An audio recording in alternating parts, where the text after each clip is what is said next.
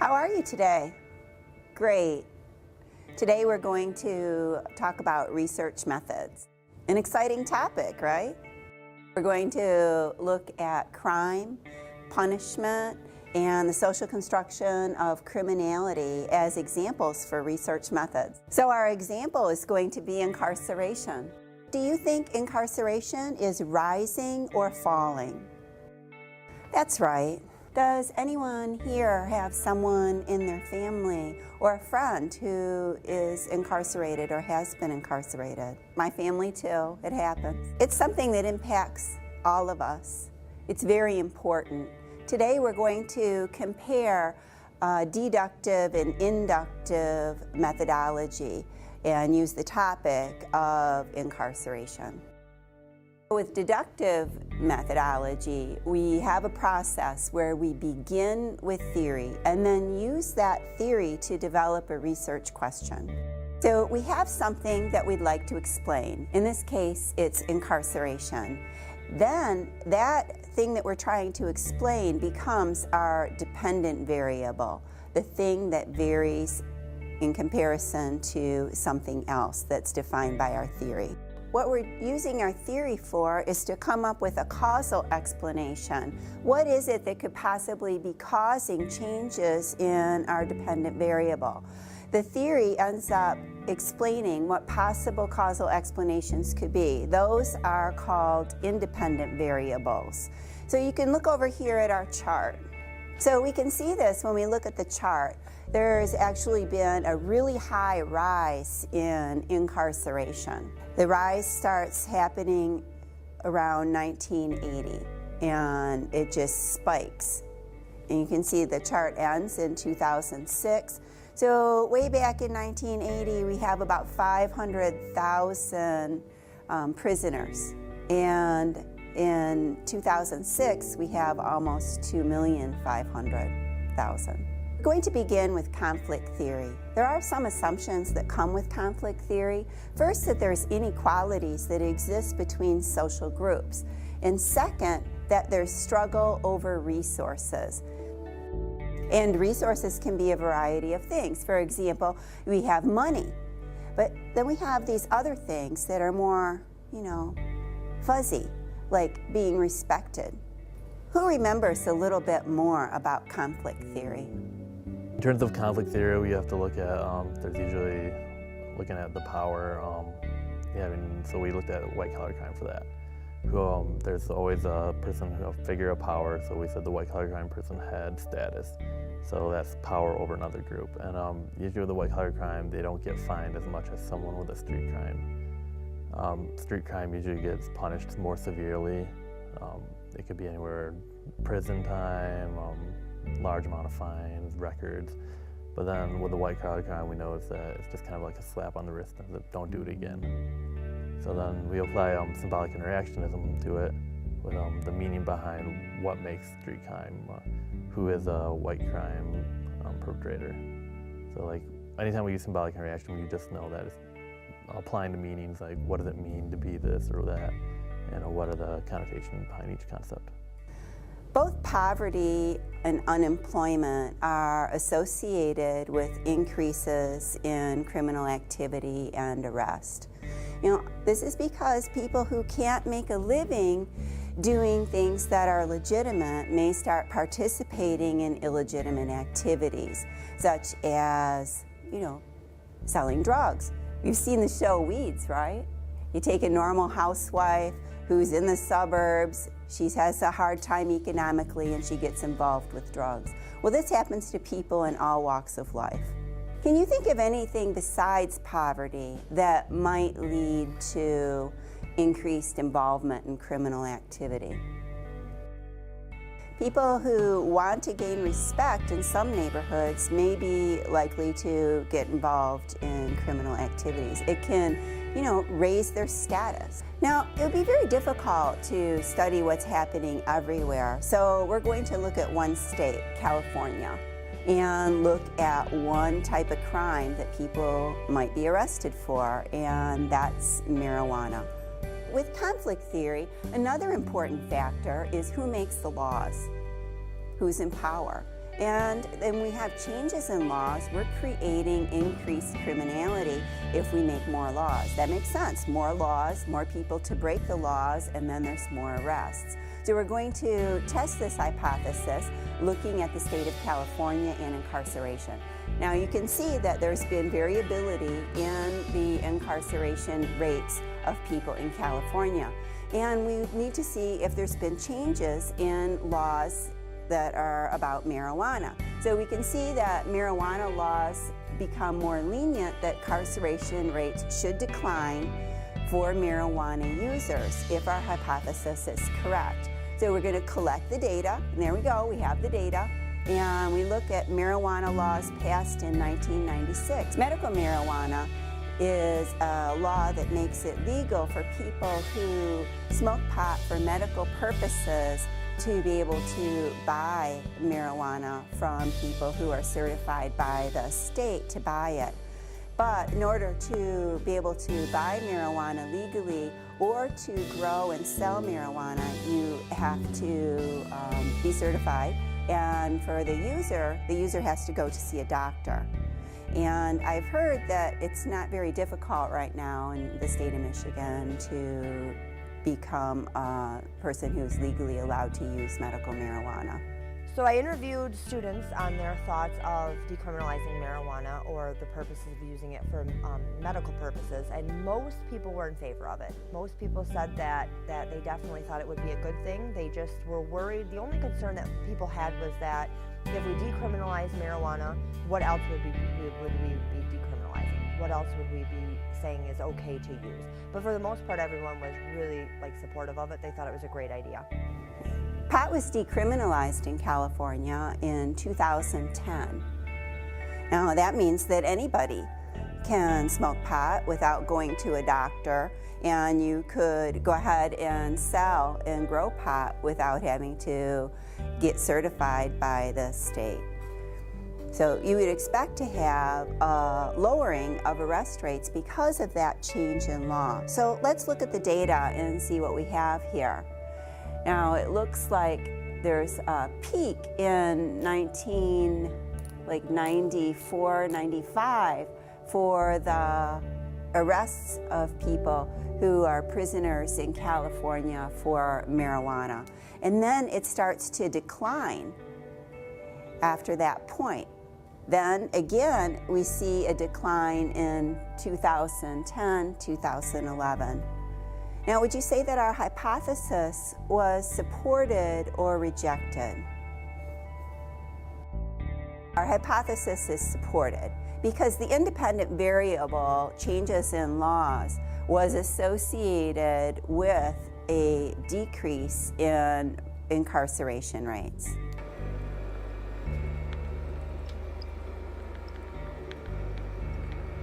So changes in laws should lead to changes in arrest rates. If the changes in laws become more lenient, then we would see a decline in arrests. If the changes in laws create more laws and become more strict, then we would have an increase in arrest rates. So there we have it. With a deductive research process, we begin with a theory, we create a question, and the question becomes a research hypothesis where we can collect data and see if the hypothesis is supported or not supported by our data.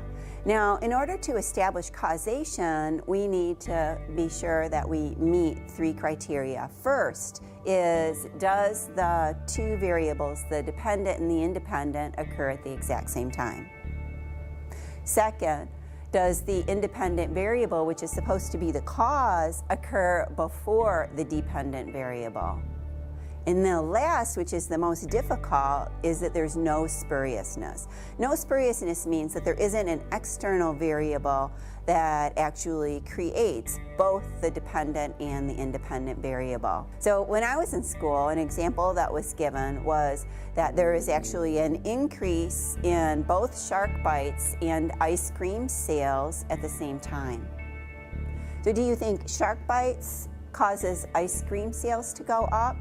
Or do you think ice cream sales causes shark bites to go up? Yeah, that's right, it's silly.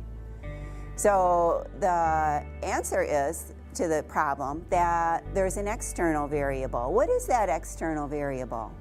That's right, the external variable is warmer weather. All right, the next thing we're going to do is use inductive research to look at criminality. And we conducted such a study in one of our classes. And what we looked at is how people perceive white-collar criminals versus street criminals. And we used symbolic interactionist theory in order to do that research. We handed out a sheet of paper to students in an introductory sociology classroom and asked them to write down 3 things in one column and 3 things in another column. And the first column was, what comes to mind? What do you picture when you imagine a white-collar criminal? And then the second column was, what do you imagine when you picture a street criminal? And so students wrote 3 or more things in those columns, and then other students in a research methodology course ended up creating a picture using all of the data to describe what it is people in our culture think of when we think of a street criminal and a white-collar criminal. Before I read you the outcome of the research that the students did, I'd like you to participate in it as well. So tell me what you imagine when you think of a white-collar criminal. Is it a boy or a girl? That's right, a boy. And how does he wear his hair? He would have short hair. Facial hair? No. What would he be wearing? A business suit. Well, I'm not the best artist, but I'll do my best. How's he built? Trim, right? What kind of shoes is he wearing? Yeah, they aren't sneakers. What do you think he's carrying? Yep, a briefcase. Yeah, it looks a little bit like a purse. I tried. I better give him another hand. It'll look more like a mint. Now, let's draw an image of a street criminal. Would that be a boy or a girl? Yeah, a boy. What color is he? Most people would pick African American or Latino. What's he wearing on his head? Oh, a face mask? Okay. What kind of clothes is he wearing? Baggy. All right. Like a hoodie? Is he big or small or medium? Big. All right. What's he carrying? Oh, a gun. I'll do my best. I'm not the best at drawing guns. I'm just going to put it next to him. A knife, too? All right. Very similar to the one that our students in the 121 Introduction to Sociology created. I'm going to read you what they said. Their ideal type of a white-collar criminal is a wealthy, mature, normal, good-looking, clean-shaven white man with a fresh haircut, wearing a business suit and nice shoes, carrying a briefcase to his prestigious job where he steals. Most of the students described white-collar criminals as white males. When age was mentioned, the results were mature. 30 students listed white and 33 wrote male as characteristics of white-collar criminals. 8 students did not mention race. 1 said white or Hispanic and 1 wrote maybe white. No one definitively stated a race other than white. Only 4 students characterized white-collar criminals as specifically female. 2 did not mention gender and 1 stated both males and females. Of the 3 students who mentioned age, 2 wrote older and 1 mature. Another student implied a mature age by describing the ideal white-collar criminal with white hair. The ideal white-collar criminal is well-dressed. 24 students described the ideal clothing of a white-collar criminal. 22 listed a suit, business suit, or suit and tie. The one outlier response was a trench coat, which is the appropriate outerwear for a man in a suit. Several students added expensive or nice shoes to the attire. The majority of 27 students described our businessman with a briefcase. 2 students listed weapons in the briefcase, a knife and a gun. 1 student described the criminal carrying a computer and another a purse. Little was said about the body of the white-collar criminal. 2 students listed the physique. 1 is tall and the other is medium built. Grooming was more often described. 2 students stated short hair. Other descriptions were fresh or nice haircut, clean shaven, and facial hair. 1 person emphasized no piercings, no tattoos. The status and prestige of the white-collar criminal is high, and he receives little stigma. Students described him as a prestigious or high-powered job. He has high status, is rich, wealthy, educated, professional, and successful. He's charming and clean-cut. People perceive him as normal, a normal person on the street, an everyday person, and a normal family man. Only one student mentioned the type of crime the ideal white-collar criminal was involved in: theft. Overall, our culturally shared image of a white-collar criminal is not very scary. It's difficult to distinguish him from any businessman. His criminality is hidden. Maybe it's in his briefcase.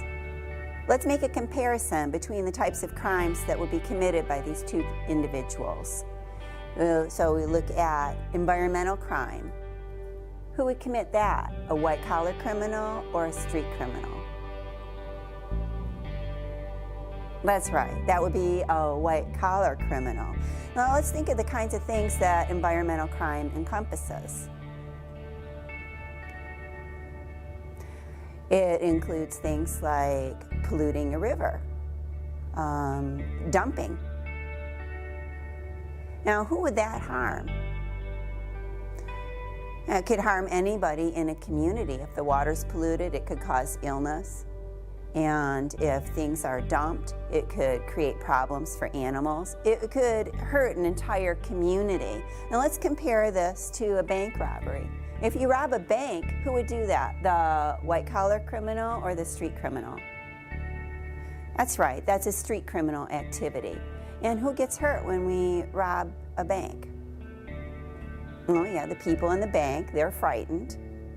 And then the money that's stolen from the bank, but then the money that's stolen from the bank is covered by insurance. So you'd say, well, does the insurance company lose money? Well, not really, because they've been paid in premiums for a long time to hedge the bet that they aren't going to be robbed and have to pay out. So they have enough money saved that they could pay out and still make money. So really, the only people harmed are those who are actually at the bank during the robbery. They can be harmed emotionally and they could be harmed physically. So when we do that comparison, we can see that environmental crime actually causes more social harm than street crime. Yet when we have an image in our head of a criminal, what we're going to see is this guy, not this guy. We can do another comparison, as giving money to politicians for favors. Who would do that? The white-collar criminal or the street criminal? That's right, the white-collar criminal. Well, so what? Why do we care? So one guy gets rich or one lady gets rich and they're in office. What does that hurt? Yeah, what it hurts is that the people who are supposed to represent us as citizens aren't representing us, but instead they're representing the interests of business. So they might be representing people who are doing things to the environment, for example, or people who are selling things that harm people, like tobacco. Okay. Now, let's look at another one, stealing a purse. Who would we expect to do that? The white-collar criminal or the street criminal? Right, the street criminal. And who is harmed when we steal a purse? Right, the person who had their purse stolen and anybody who's with them. It's terrifying. I've known people who've had their purses stolen. It shakes them up, especially if they've had a weapon pulled on them. It's not a nice thing. I'm not trying to minimize street crime as being a good thing, but to show you that there's a difference between the number of people who are harmed. In street crime, you have less people who are harmed than you do with white-collar crime. Now let's compare these two. Knowingly creating faulty products and selling pharmaceuticals that weren't properly tested. Street crime or white-collar crime? Yeah, that's right. They're both white-collar crime. And knowingly designing faulty products can harm anybody who's using the product. And then we can compare that to murder. If you hurt somebody with a faulty product, is it murder? That's right, it's not murder. Because corporations are protected by corporate law where they're considered persons. Whereas if I was to go out and murder someone, then I could be arrested and put into prison, whereas a corporation that creates faulty products knowingly or sells pharmaceuticals knowingly without having them tested could end up taking other people's lives. But it's not socially defined as murder, but as a business practice gone wrong. And then they would have to pay money instead of having people go into prison. So corporate crime receives civil punishment, whereas street crime receives corporal punishment.